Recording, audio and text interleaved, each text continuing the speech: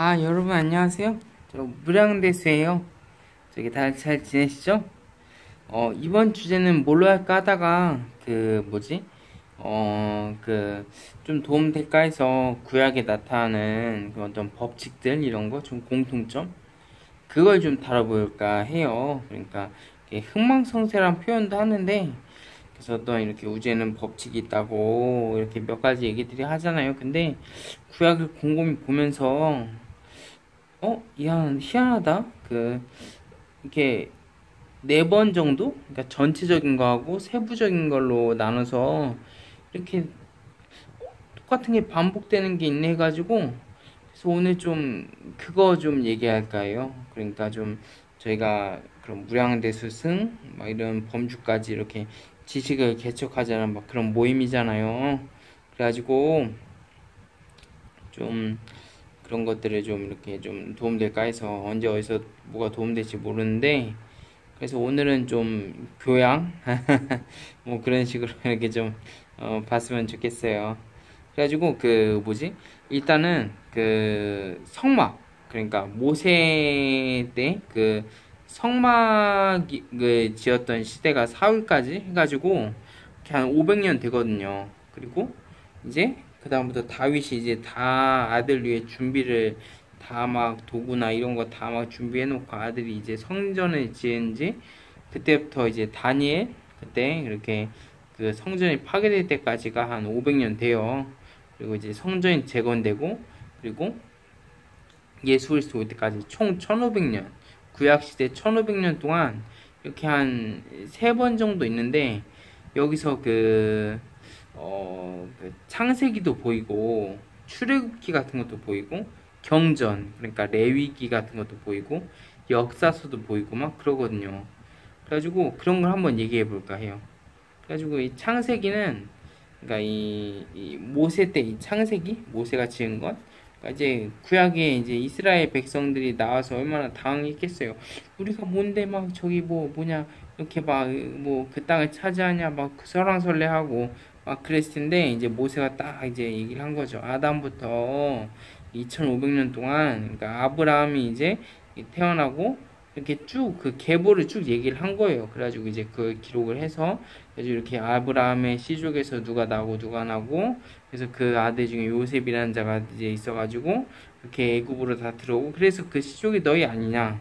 그래서 너희는 정통한 하나님의 그런 이제 택한 선민이 맞다라고 얘기를 해준 게 창세기예요. 그러니까 확신을 준 거죠. 예, 예, 그리고 이제 그 다음에 이제 뭐 그 출애굽기 그러니까 일단은 그 모세 때는 그래요. 그 창세기란 게 이렇게 있어서 이제 가나안 땅을 정복했고 모세를 통해서 이렇게 이제 그 일부를 정복한 채로 요단강은 채 건너지 못한 채 여호수아에게 넘겼죠. 그리고 모세는 레위기를 썼고 그리고 여호수아는 이제 가나안 땅을 거의 이제 정복을 하는데 민족 몇 개를 남긴단 말이에요. 이제 마지막에 말하기를 너희 후손들이 과연 너희처럼 여호와를 따를까 그러면서 의문이 든다 하면서 이 민족을 남긴 거예요. 그러니까 이제 여호와를 대적할 만한 시족을 그냥 남겨버린 거죠. 이제 충분히 그들의 능력으로 할 수 있음일까도 싶어도 그냥 남겨버린 거예요. 그렇게 이제 끝나요. 그리고 사사기 같은 역사가 이제 그 시족 중에 이제 사사라는 사람들이 이렇게 그 중에 들고 일어나서 이제 그 이방 민족의 그런 전쟁에서 이제 설왕설래하면서 이렇게 막 엎치락 뒤치락 하면서 이렇게 그런 기록들이 쭉 있어요. 그래가지고 이렇게 여호와가 구원을 주기도 했던 뭐 그런 시절도 있었고 뭐 참혹했던 시절이나 이렇게 그 한 14명의 사사가 있다 하더라고요. 그래서 그렇게 있고 이제 그럼 도중에 룻이 나오는데 저는 이 룻을 보고 굉장히 감탄을 했어요. 어떤 뭐랄까 사무엘 상하 내용을 보면은 이 다윗의 이야기가 나오거든요. 그래가지고 그런 다윗이 그렇게 어떤 좀 모세 같은 인물이었다라는 생각이 들어요. 그 레위기 같은 그런 시가서 이런 것들을 그렇게 그 이제 시편부터 시작해서 쭉 시가선이 그 500년 동안 성전이 그 있었던 그 다윗부터 시작해서 그 시가서들이 전부 다 지어진 거예요. 그래가지고 어쨌든 시가서의 거의 99.9%는 그 다윗부터 시작해서 그 위에 선지서까지, 그러니까 성경이 전부 다 막 그 이렇게 막 다 그 500년 안에 다 지어지거든요. 그래가지고 물론 욥기는 좀 아브라함 때 지어졌지만, 그래서 욥기의 의미가 좀 아리송송한데, 그래서 이 의미를 어디서 찾을까 하다가 룻기에서 찾은 거예요. 룻이 이방 여인이거든요. 근데 보아스가 아브라함의 그 이제 유대인이란 말이에요. 그래서 보아스하고 룻하고 결혼을 해요. 근데 그 아들이 오벳이고 그 아들이 이세인데, 이세는 다윗의 어머니 아버지잖아요. 그래서 그 다윗은 바세바를 어떻게 그렇게 해서 솔로몬이 태어나고, 솔로몬이 이방 신당을 쫙 지었단 말이에요.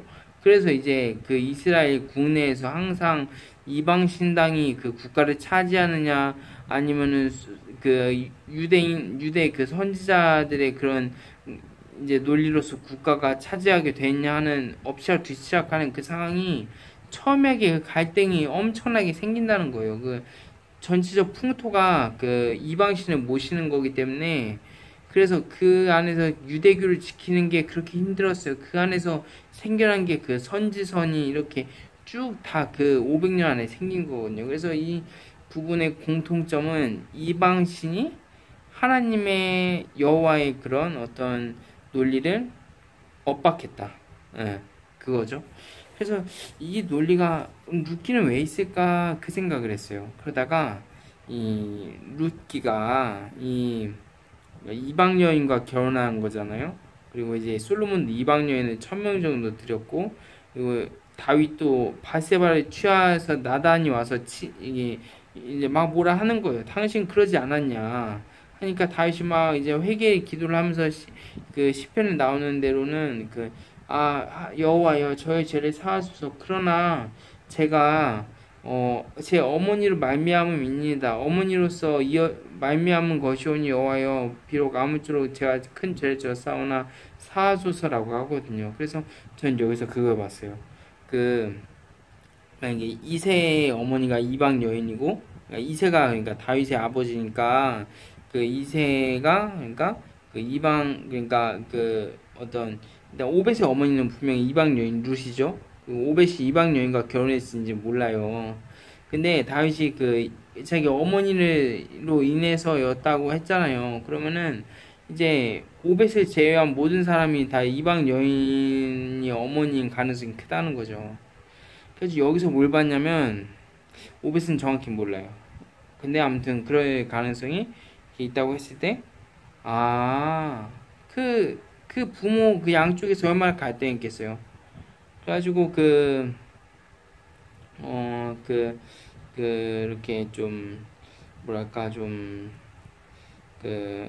이제 하나님을 믿고자 하면은 막 그런 이방의 논리로서 막 이렇게 막 압력을 넣고 막 이런 과정 중에 이렇게 있는데, 솔로몬까지 계속 그런 과정이 있는 거예요. 그래서 다윗이 바세바를 어떻게 그렇게 하게 된지 어쨌든 그렇게 돼가지고, 그래서 이렇게 그 솔로몬조차도 이방 어머니와 아버지 사이에서 크면서 이렇게 그런 이방의 논리나 이런 것들에 대해 그렇게 압력에 직면한 거죠. 그래가지고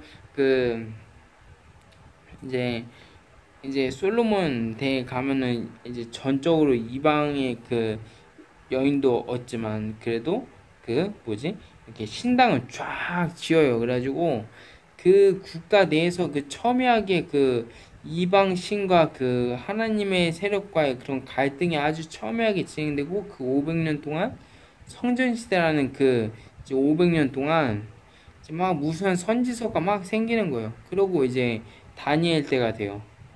다니엘 때 그 창세기, 그러니까 이제 그 창세기라는 거는, 그러니까 이제 그 무너진 그 성전을 재건하고 이제 그 창세기 역할을 한 게, 열왕기 상하도 있지만 역대상 역대하거든요.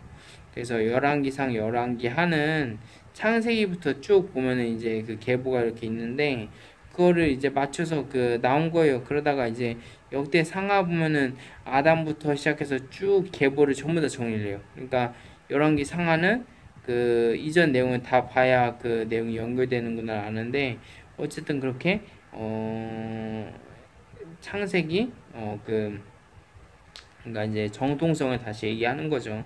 그리고 이제 다니엘부터 이제 새로운 모티브가 되고 그 이방 제국에서 그런 어떤 이제 재상의 자리에 오르고 솔로몬이 아마 여호수아 같은 입장이었을지 몰라도 그 이제 다니엘에서 보면 나오는데 그 11장에 안티오쿠스 사세라고 역사적으로 있는 인물에 대해서 나와요. 다니엘 8장, 11장 두 번에 걸쳐 나오는 인물인데 멸망을 가져간 것으로 거룩한 곳에 서던 인물.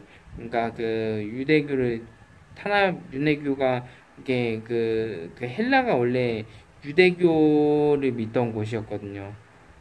그 알렉산더부터 되게 엄청 건물도 지어주고 그랬어요. 근데 뭐 쿠데타였는지 몰라도 그렇게 이스라엘까지 군대를 보내서 그랬던 적이 있는데 그래서 어쨌든 그래서 이렇게 뭐 그런 모세 같은 인물도 이제 그 다니엘 같은 사람이 이제 양성되도록 에스라가 오고 그다음에 느헤미야까지 와서 이렇게 다시 재정렬을 하고 그리고 이제 500년 역사가 있는 거죠. 이렇게 있어요. 예, 그렇게 해서 이제 출애굽기도 있고 경전도 있었고 뭐 역사도 있고 그리고 그 다니엘서 그때쯤에 경전은 모든 성경이 되는 거죠. 구약의 모든 성경 그렇게 있어요.